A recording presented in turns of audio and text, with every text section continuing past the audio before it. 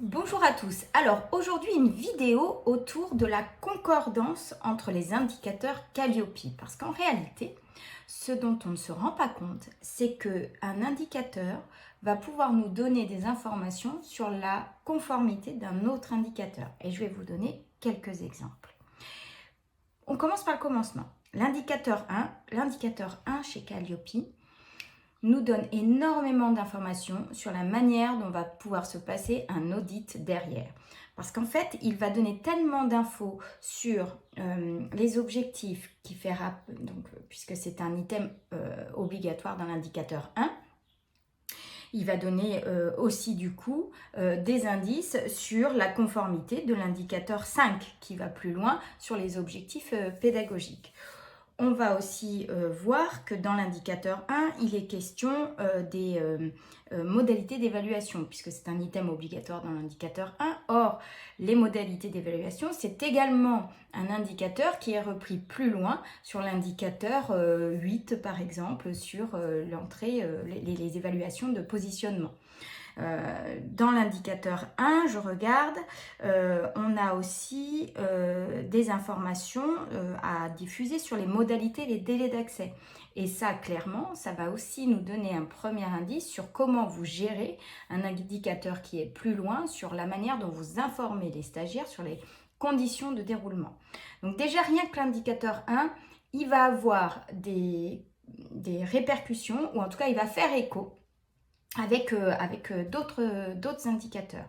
Et d'ailleurs, c'est pas rare que certains de mes clients me disent « Mais Aurélie, c'est un sujet qu'on a déjà abordé. » Quand on fait des préparations Calliope par exemple, ils me disent « Mais Aurélie, tu me poses encore cette question ou tu me redemandes encore ce document alors que c'est quelque chose dont on a déjà parlé précédemment. » Eh bien oui, puisqu'il y a une réelle concordance entre les indicateurs.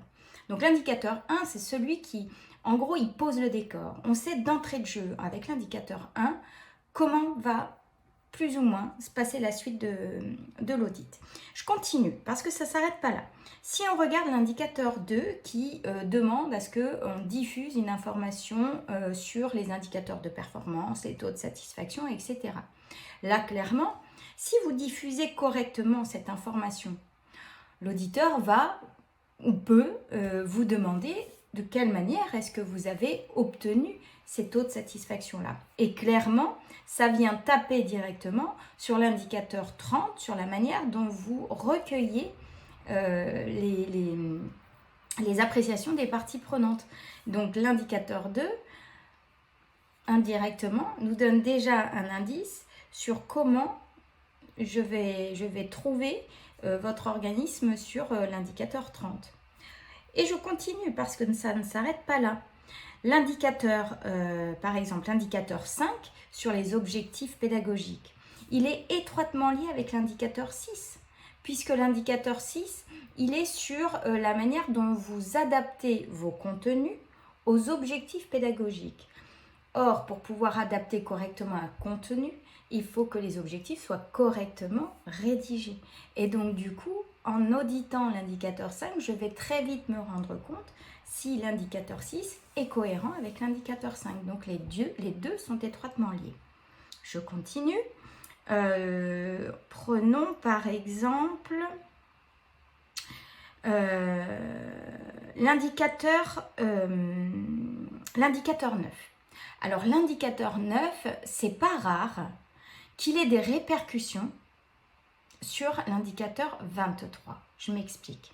L'indicateur 9, il demande à ce que le prestataire informe les bénéficiaires sur les conditions de déroulement de la formation. Souvent, les informations sur le déroulement de la formation se retrouvent soit dans la convocation, dans la convention parfois, dans le programme bien sûr, mais aussi dans le règlement intérieur. Et il n'est pas rare de voir, en tout cas moi je l'ai vu plusieurs fois, que certains clients reviennent me voir pour une non-conformité sur l'indicateur 23, qui est sur la veille réglementaire, à cause de l'indicateur 9. Pourquoi ? Parce qu'en fait, le règlement intérieur, c'est une donnée réglementaire à connaître. Donc, si vous ne connaissez pas le contenu, vous ne savez pas, ou vous n'avez pas de règlement intérieur et que vous ne le diffusez pas, ça veut dire clairement que vous n'avez pas fait de veille réglementaire. Et ce n'est pas rare d'obtenir une non-conformité sur l'indicateur 23 par ricochet avec l'indicateur 9. Encore un exemple de concordance. On continue. Si je prends... on va prendre les indicateurs justement de veille. Les indicateurs de veille, ils vont être étroitement liés par exemple au maintien des compétences. C'est pas rare que l'indicateur 22 qui est sur le comment est-ce que vous maintenez vos compétences soit étroitement lié avec les 3 indicateurs de veille, puisque les indicateurs de veille, c'est une des modalités du maintien de compétences avec la formation continue de vous-même, bien sûr. Mais ça peut aussi donner des indices sur, tiens, il n'y a pas de maintien de compétences, donc est-ce qu'il y a de la veille finalement? Et quand on arrive d'ailleurs tout de suite après le 22, on est sur les indicateurs de veille 23, 24, 25. Donc on se rend vite compte de est-ce que la veille va être faite ou pas. Vous voyez, puisque souvent, quand elle est faite, elle est mise en avant dans l'indicateur 22 aussi. Et ensuite, vous avez... Et je vais finir par ça, mais vous en avez plein des exemples comme ça, hein, de concordance ou d'indice d'un indicateur à un autre. Ça nous donne un indice sur la suite. Mais prenons l'indicateur 30, 31, 32. Clairement, les 3 sont liés. Le 30, il est là pour venir vérifier que vous interrogez bien les parties prenantes sur leur satisfaction, leur appréciation.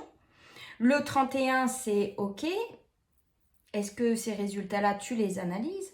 Et le 32, c'est OK, tu les analyses, mais qu'est-ce que tu en fais? Est-ce qu'il y a des impacts dans ton fonctionnement par rapport à tout ça? Donc, en général, si le 30 n'est pas fait correctement, il y a de très fortes chances que par ricochet, le 31 et le 32 soient bancals. Donc, tout ça pour vous dire qu'il y a beaucoup de concordance entre les indicateurs, que malheureusement une non-conformité sur l'un peut par ricochet entraîner une non-conformité sur l'autre, ou alors mettre un indicateur en non-conformité à cause d'une discussion sur un autre indicateur. Est-ce que je suis claire? Je ne sais pas. En tout cas, voilà, je voulais vous faire cette petite vidéo là pour que voilà, vous puissiez comprendre que il y a certes 32 indicateurs, mais qui sont quand même étroitement liés les uns aux autres. Voilà, je vous souhaite une bonne journée et je vous dis à très bientôt.